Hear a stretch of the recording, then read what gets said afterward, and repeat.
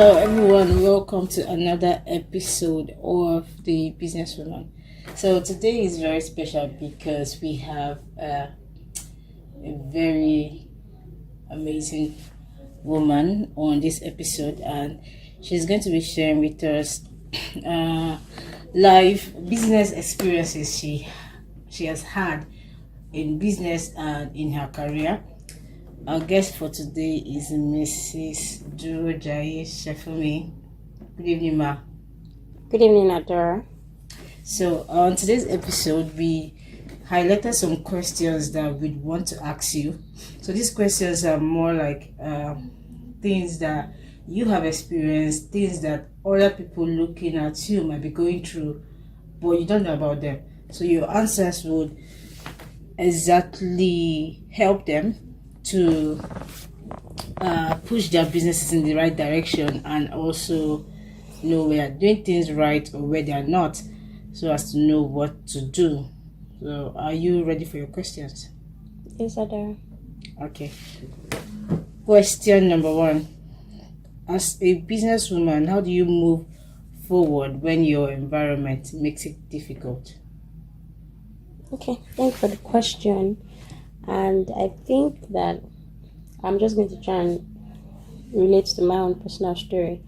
But when I'm in a place where it's the environment that doesn't allow me to move forward, before I opt for the obvious option, which is to change environment, I try to see if anyone in that environment has succeeded doing the exact same thing or something similar.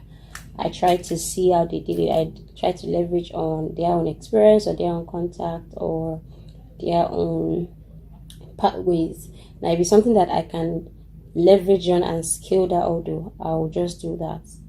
Okay. I don't believe in reinventing the wheel when you can learn from past experiences. So I'll most likely just do that.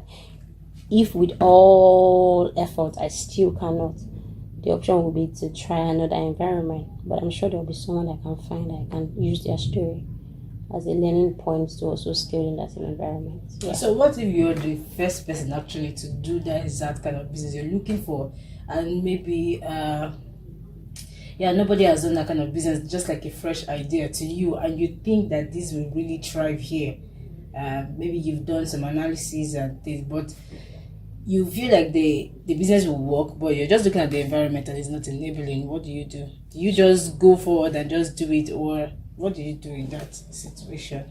Without sounding proud, I would say that if I were the first in an environment, I definitely would have done my research, and I know that the environment will not give in to me easily. So at that point, I'll probably just key into personal things that give me strength to keep going. But if I were the first, I probably would have envisaged that risk, and I will be ready for it, basically. Yeah. Okay, awesome. So, question number 2. Having a business that services only women, we're talking about your business now, skirt factory. Do you think you are losing out on the main male fashion population? Because male fashion has a lot of money too that you're not raking in. So, do you sometimes feel like maybe you will consider doing stuff for the male population so that you don't lose out on their market, or you just feel like I have my market, it's enough for me? Okay, so I have considered making skirts for men before, and yes, that is still in the works. You're really considering it? Oh yeah, men wear skirts in Scotland. Yes, so yes, they do. Why not? If not, since we're talking about high fashion here. Wow. But at the interim, we're yet to come up with a successful design. Okay. So, but I don't feel men are left out. I think most of my male friends are tired of me harassing them. Oh. I collect down payments for their wives, then I'll go and collect the wife's number and then say, hello wife, you have money in our company, you have voucher of 50,000, 100,000, when you're ready, come and pick skirts. Wow, so I wouldn't say that, I've cut men out of it or male dominates. For some kind of relationships, the men are even the ones with the buying capacity, so why would I not market to them? So really, I don't feel men are left out in our business. Oh, okay, nice. Question number 3. As a woman in business, how do you make a difference in a male-dominated niche? Now, I've had a lot of people say the particular thing I do for my company, there are a lot of guys that do that. So sometimes my opinion do not really count, or people expect that guys do the particular kind of job, and when I show up as a lady, they treat me differently. So this might not be for you. This might be for you, but there are a lot of people, especially the younger version of business women coming up, that are experiencing this particular issue. So how do we make it different? How do we make a difference in this male-dominated niches of businesses? Okay, I'm not sure you like my approach, but usually I don't encounter any problem thinking it's a male dominated. I think that is what works for me. I know that there is something such as male dominated and women thrive harder. However, I don't think I've ever approached anything in my life, and I'm serious. And I also have an employed payment that works in IT. I've never approached anything such as, I don't have that mindset that there's something that is male dominated. So I enter anywhere thinking I'm an human being and I want to do it. And I guess for me personally, that first of all removes the veil of any defense or me taking offense if they say anything. Because I'm not looking at it as this male dominated. I'm just here to exist. Second thing for me is, how would you feel if you hear that a man is making decisions on maternity leave for women? You will feel the man cannot relate. I think honestly, I feel like there are some things that men can decide about, and they will not feel like we can understand it. And I think that is where the balance in this gender thing comes across. So there might be some industry that men thrive more because of the peculiarity of the role, and there might be some industries that women thrive more because of the peculiarity. I would say if you were a man, if you were a woman, it's just like the way men have entered salon business. They entered it I'm sure some of them don't care if it's women dominated. Just, I want to make hair, and I want to make hair. And if you come in with it's a woman dominated, I want to show the woman, you have a lot of emotions, a lot of things, people will get on your toe, and because they know that is something that is your weakness, they will get on you. I don't have that mentality towards anything. I enter a place, and if it's somewhere I want to thrive in, I thrive in. And I would leverage on man, woman that is willing to support or not support me. But for me, that's the way I approach these things, as because I believe that there's some things that men may feel better to address. And just like I feel like there's some things that men should not address when it comes to our own matters. So, I think the way I approach has always been that, and it has always worked for me. But for people that don't necessarily have this mindset, and they might not want to work through that part, I would say own your space. If a man knows that you already thinks that it is a male-dominated place, he would want to dominate you. If a man knows that you are just coming there to do your stuff, own your space, they will move for you to do because they see you can do. Because you would even be helping results and adding more value. And I feel like men are more goal-oriented than the emotions around it. If you join a team, and as far as they are concerned, whether you hang out with them at night, but they are meeting your target, I don't think they will care less. That's the honest truth. So I see it as that. Own your space. If you ever find that, define what you want to do. Don't be easily swayed by emotions or what they say or what they say. Don't become unnecessarily defensive or feisty because you are ready to presume that anything that is being said. Just own your space. Honestly, if I ever, let me say that in any male-dominated space that you would have found me, I'm sure everybody will tell you that I still remain a very beautiful, fragile. I do me as a woman, and I do what I want to do as me. That's really helped me so far. Okay, so from what you said, I basically got that. First of all, we need to maybe do a paradigm shift and remove the mindset of this is male-dominated. So we are coming with the whole defensive mechanism of trying to defend ourselves first before even doing the job. All right, thank you, ma. Next question. Okay, this is more like how you got to where you are, because I know a lot of leaders and successful people say, this is what I do, this is what I do. I wake up at 3 a.m., I do this, I do that, and I do that. So what are your success habits? My success habits definitely has nothing to do with when I sleep or when I wake up, because that fluctuates as much as frequent or based on the project that I'm currently doing at the time. I think one thing that has been there for me is the fact that I don't think anything cannot be achieved. except I've not tried it. I don't mind trying it and finding out that it's not going to work, but I want to try it. Another thing is I would say I'm quite very organized. I use my reminders as often as possible. If you have a meeting with me, even as a friend, I will book a calendar invite, because I know that time is fleeting. I know that I'm not a robot, so I cannot keep all the information in my head. I use my notes a lot. Before iPhone came, I had thousands, well, not thousands, I have a lot of jotters, and I do go back to my jotters. I plan my day very well, because really, if you tend to manage a lot of things at the same time, you will forget a lot of, not because you like to procrastinate, things will just slip out of you. So my habit will be how well I organize my day, how well I organize my schedule, how I say no to a lot of things I cannot say yes to. I do not say yes to everything. I think that's just one thing that has helped me, because a lot of opportunities to do stuff come my way, but I know I cannot say yes to everything. So I already predetermine, and because I'm not so much of a spontaneous person also, so I don't find things just taking my day without plan as often as possible. What I would say for me is organizing. Like, my laptop has sticky notes. I have a board where I read that tells me everything that I want to do per day. I have my to-do list. I use my calendars a lot. Like, everybody knows, even my friend, let's go out on Sunday, you will get an email to say because something else will come and I like to check. So that has helped me for me. And I would say that constantly checking with so I have a few of my friends that I know I go to ask, what do you think? Review me, review what I'm doing. And that kind of always helps me put myself on track. Even where I work, I always do ask for appraisal. Like, give me appraisal. Even though they want to waive, I'm like, no, give me appraisal, let me know. And I think that I would say are my habits that I know have stuck with me over the years. Okay.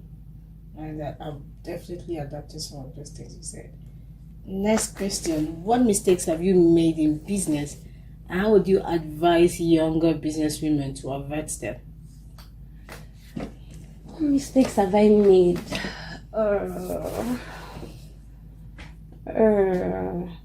Okay, so there was I would say being overly personally passionate. So when you have a business idea that it came to you while you were praying and you see the vision, there are so many emotional decisions that are being made that are not necessarily strategic decisions. Okay. So for example, now I had this set of designs that I sketched out since January, and I really wanted to go to production, but I had delays, but those designs were so dear to my heart that COVID started. And even though I know that during COVID, a lot of people wore different kind of skirt, they didn't necessarily wear work skirts. But because those designs were dear to my heart, I still went ahead to produce a collection where 8% of the collection were to be want to work. And people are not going to work, really. So, people are not going to work. People are wearing short skirts around, sleeve skirts, something very breezy, comfortable. But because those designs were dear, I wanted to do it. I had a chance to change those designs in June, but I did not. So, and that was because I was so passionate. It was my personal, something that I felt dear to. It wasn't a strategic business move at the time. So sometimes I know that, I get overly passionate because it's my thing. It's something I know of. Now I'm rushing to do casual skirts to complement that, even though people now are still interested in that, but something to just make sure that the collection looks more balanced as against what it was. Because when I sketched it, there was still 95 everywhere. So right now, it happens sometimes a lot that I know that I'm making a decision because I just tell myself, snap out of it, leave personal emotions now. I'm not trying to own a trade. I want to own an enterprise. So I always remind myself, anytime I'm making a personal decision about my business ownership, it is an enterprise. It's going to outlive you. Just so I try to remove myself a lot of times, and that's why if you look at my personal fashion and my skirt, they are totally different. Totally different. Like you won't have caught me any of those skirts if not that I own the company. So it's true. So I try to take myself out of it to say, forget your lifestyle, just do something for the audience that are following you. And for me, I think that's one advice that I would give to people, to say you are the owner of the business, but the business doesn't have to be you personified.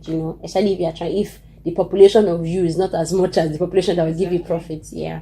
So we are supposed to stick to what our customers want. Do you want to sell what the customers want, or you want to sell your passion? Exactly. All right. Next question. If you can start all over again, what would you do differently? maybe make sure that my daddy is a politician, so I will have huge capital. Really? I'll definitely Huge think about capital. that part. Yeah. Well, God rest his soul anyway. What could I do differently? As it relates to your business, anyway. Yeah. Like, do you think there's something you would have done differently, and then your business? So there's this other business called Oaks Transact, and there was a time where everybody was moving to Instagram, but then it was just individual pictures then. And someone told me to move to Instagram, but I didn't want to move to Instagram. I'm like, no, this thing.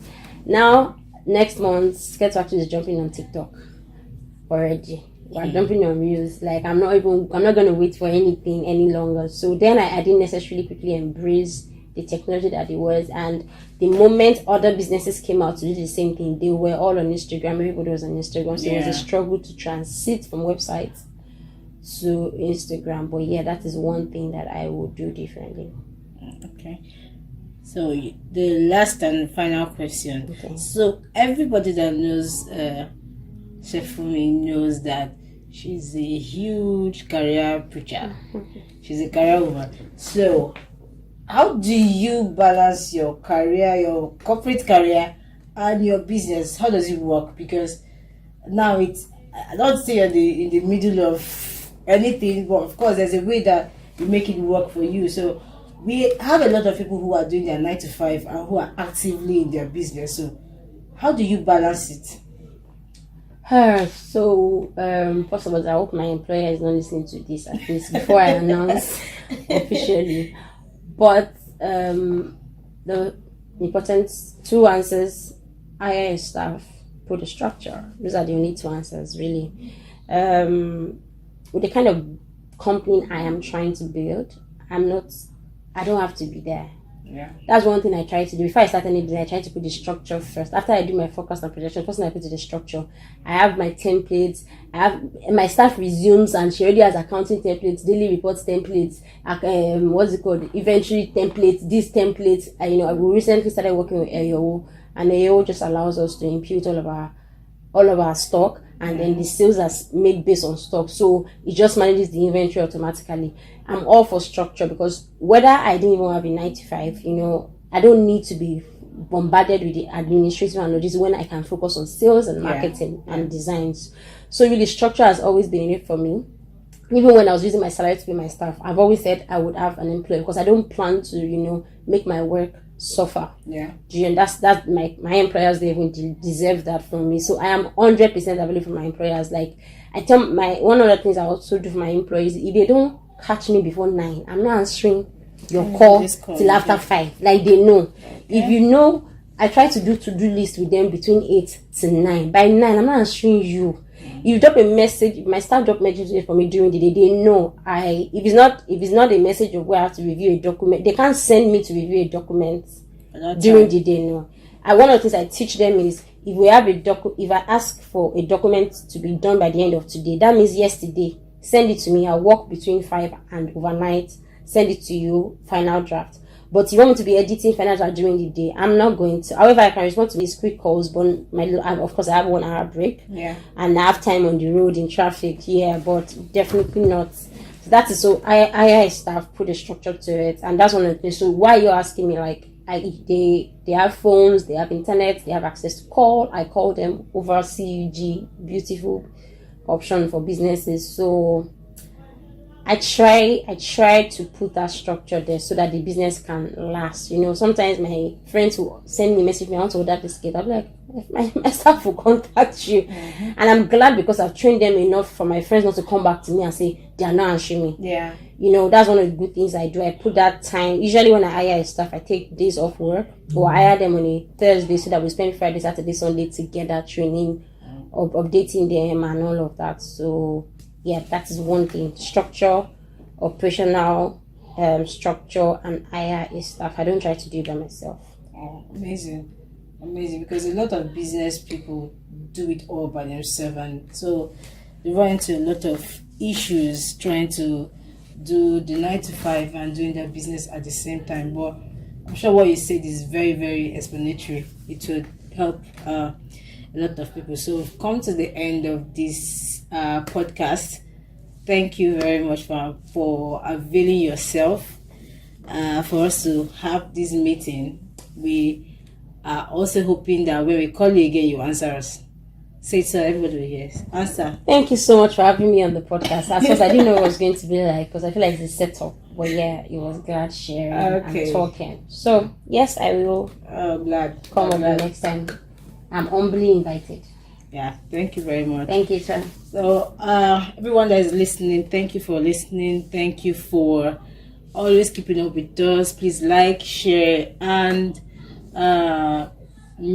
give a comment on the podcast for anything you learned, and we'll answer you. I'll actually take your questions back to Mrs. Shefumi to answer any question you have based on what she said. Thank you very much. Till next time. See ya.